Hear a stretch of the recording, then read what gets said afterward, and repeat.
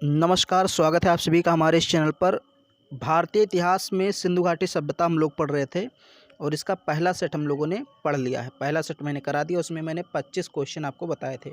तो हर एक सेट में 25 क्वेश्चन रहेंगे और ये दूसरा सेट है। तो चलिए हम लोग शुरुआत करते हैं। MCQ के माध्यम से हम लोग सारे क्वेश्चंस कर रहे हैं। सेट 2 है और इसका पहला क्वेश्चन, मैं इसको कलर चेंज कर देता हूँ। इसका पहला क्वेश्चन है, निम्नलिखित में से कौन सी धातु हड़प्पा सभ्यता में नहीं पाई जाती है? तो मैं सीधे आपको सही आंसर बता रहा हूँ, लोहा। लोहा एक ऐसी धातु है जो कि हड़प्पा सभ्यता में नहीं पाई गई है। हड़प्पा सभ्यता के लोग लोहे की धातु से परिचित नहीं थे, लौह धातु से परिचित नहीं थे। ओके, तो पहला क्वेश्चन का आंसर पहला ही हो गया, ए हो गया। फिर नर्तकी की मूर्ति यानी कांसे से बनी एक नर्तकी की मूर्ति है, निम्नलिखित में से किस सभ्यता में प्राप्त हुई? तो ये तो आसान सा क्वेश्चन है, सिंधु घाटी सभ्यता है। ऑप्शन है इसका भी होगा। अगला प्रश्न है, विशाल स्नानागार, ये मैंने आपको क्वेश्चन करा दिया है। ग्रेट बॉथ कहाँ मिला है? तो मोहनजोदड़ो में मिला है, ऑप्शन बी। देखिए मैंने कहा था कुछ क्वेश्चन रिपीट होंगे। निम्नलिखित में से किस हड़प्पाकालीन स्थल के भवन निर्माण के लिए कच्ची ईंटों का प्रयोग बहुतायत में किया गया है? तो कालीबंगा एक ऐसा स्थान है जहाँ पर जो मकान मिले हैं वो कच्ची ईंटों से बने हुए हैं। ज़्यादातर मकान कच्ची ईंटों से बने हैं, तो कालीबंगा हो जाएगा। तो अगर कहीं आपसे पूछे कच्ची ईंटों के सबसे ज़्यादा प्रयोग कहाँ किए गए हैं, तो कालीबंगा में, ऑप्शन बी सही होगा। फिर अगला प्रश्न है आपका, पुरातात्विक अवशेष के रूप में निम्नलिखित में से कौन सा तत्व कालीबंगा में नहीं पाया गया है?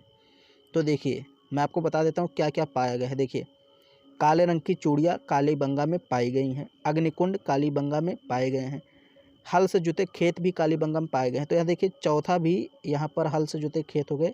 यहाँ होना चाहिए बंदरगाह, बंदरगाह यहाँ पर होना चाहिए, तो बंदरगाह आपका ऑप्शन हो जाता। बंदरगाह ऐसा तत्व है जो कि कालीबंगा में नहीं प्राप्त हुआ है, बाकी ये सारी चीज़ें प्राप्त हुई हैं। तो यहाँ थोड़ा सा टाइपिंग मिस्टेक हुआ है, 2 बार ये लिख गया। यहाँ पर यहाँ पर होना चाहिए बंदरगाह, तो बंदरगाह नहीं पाया गया है। वही पूछ रहा है, कालीबंगा से नहीं पाए गए हैं, तो बंदरगाह नहीं पाया गया है।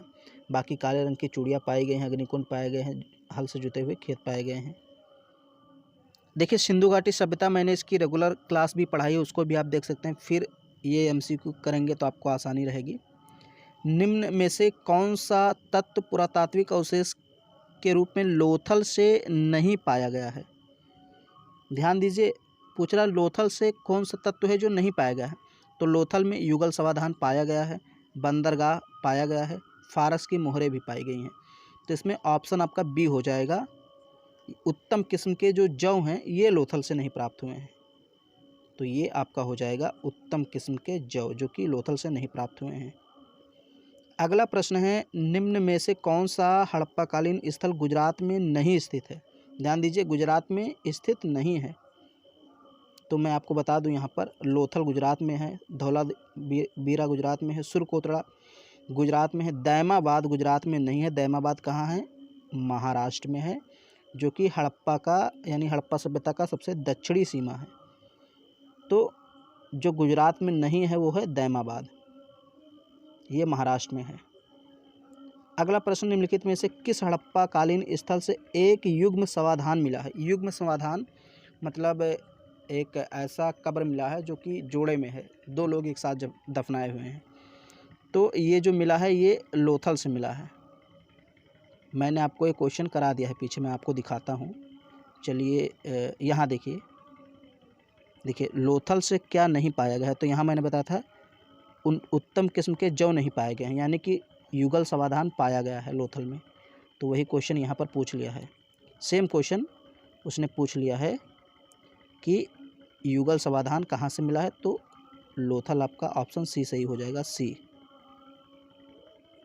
फिर अगला प्रश्न है, भारतीय पुरातत्व का जनक किसे कहा जाता है? तो अलेक्जेंडर कनिंघम को कहा जाता है, ऑप्शन ए सही हो जाएगा।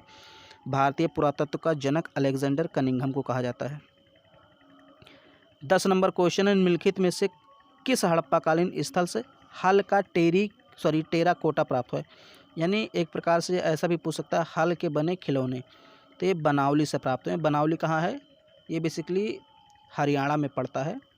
तो बनावली से प्राप्त हुआ है हल्का टेराकोटा। ये ध्यान में रखिए, बनावली से हल्का खिलौना या हल्का टेराकोटा, कुछ भी पूछे बनावली, ऑप्शन बी सही होगा।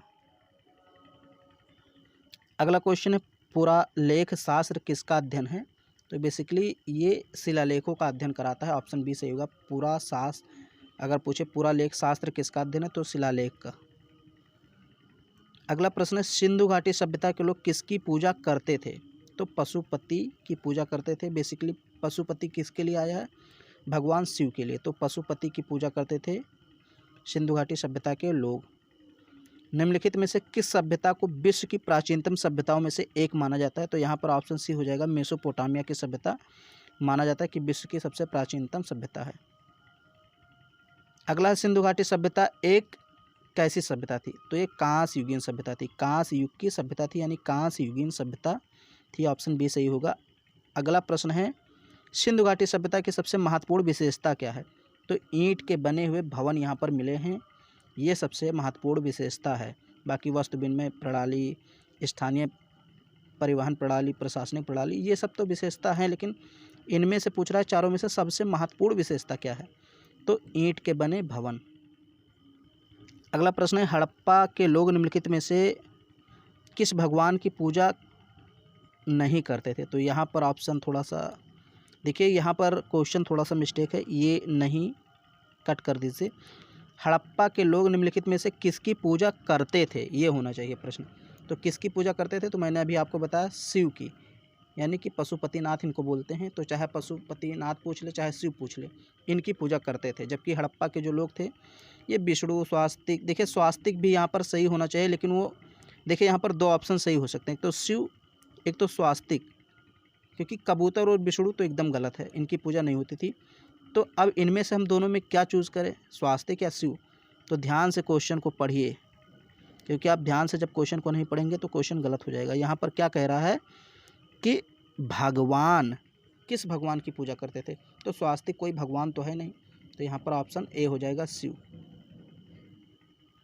फिर यहाँ धौलावीरा एक पुरातात्विक स्थान है, किस समयावधि से जुड़ा है? तो धौलावीरा सिंधु घाटी सभ्यता से संबंधित एक नगर है, ऑप्शन बी सही होगा। अगला प्रश्न है सिंधु घाटी सभ्यता का पत्तन नगर, ये भी मैंने क्वेश्चन करा दिया। पत्तन नगर, पत्तन मतलब कौन सा ऐसा नगर है जो बंदरगाह था? तो लोथल एक ऐसा नगर था जो कि एक बंदरगाह भी था, ऑप्शन बी सही होगा।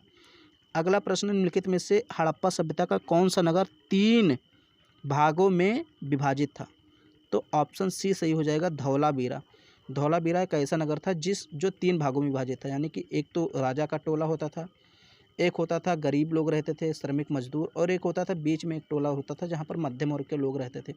तो 3 प्रकार के नगरों में विभाजित था धौलावीरा। अगला प्रश्न है निम्नलिखित में से किस पुरातत्वज्ञ ने, यानी कि पुरातत्व शास्त्री आप इसको बोल सकते हैं, पुरातत्ववेत्ता बोल सकते हैं, तो किसने पूर्व हड़प्पा सभ्यता या संस्कृति और परिपक्व हड़प्पा संस्कृति के बीच समानताओं को सर्वप्रथम अभिज्ञात किया? तो इसमें आपका ऑप्शन हो जाएगा अमलानंद घोष, ऑप्शन बी सही होगा, अमलानंद घोष ने।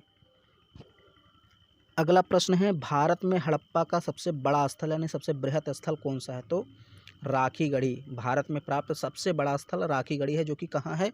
हरियाणा में है, ऑप्शन बी सही होगा। विशाल स्नानागार, ये क्वेश्चन कई बार रिपीट हो गया है, तो ये मोहनजोदड़ो में है। ग्रेट बात है, विशाल स्नानागार मोहनजोदड़ो में है। चनहूदड़ो के उत्खनन का निर्देशन किसने किया, यानी किसके निर्देशन में चनहूदड़ो का उत्खनन कार्य हुआ था? तो J.H. मैके के निर्देशन में, ऑप्शन बी J.H. मैके। अगला प्रश्न है हड़प्पा सभ्यता की उत्पत्ति के संदर्भ में निम्नलिखित में कौन सा जोड़ा सही नहीं है? मतलब देखिए अलग अलग विद्वानों ने इसकी उत्पत्ति से संबंधित अलग अलग मत दिए हैं, तो कौन सा ऐसा मत है और उसके लेखक हैं जो सही नहीं है? तो देखिए मार्टिमर व्हीलर ने बताया कि पश्चिमी एशिया से सभ्यता के विचार का प्रवसन हुआ, बिल्कुल सही है, पहला सही है। वो क्या पूछ रहा है? सही नहीं है, तो ध्यान से दीजिएगा, पहला सही है।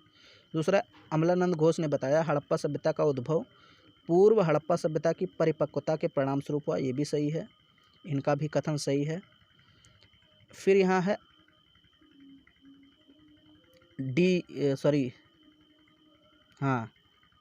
J.H. मैके के अनुसार सुमेर से लोगों का पलायन हुआ, फिर वो आके हड़प्पा सभ्यता में मतलब बसे, तो हड़प्पा सभ्यता का विकास हुआ, तो ये भी सही है। तो इसका मतलब यहाँ पर डी आपका गलत हो जाएगा। इन्होंने कहा है, एम रफ़ीक मुगल ने कहा है, हड़प्पा सभ्यता ने मेसोपोटामिया सभ्यता से प्रेरणा ली।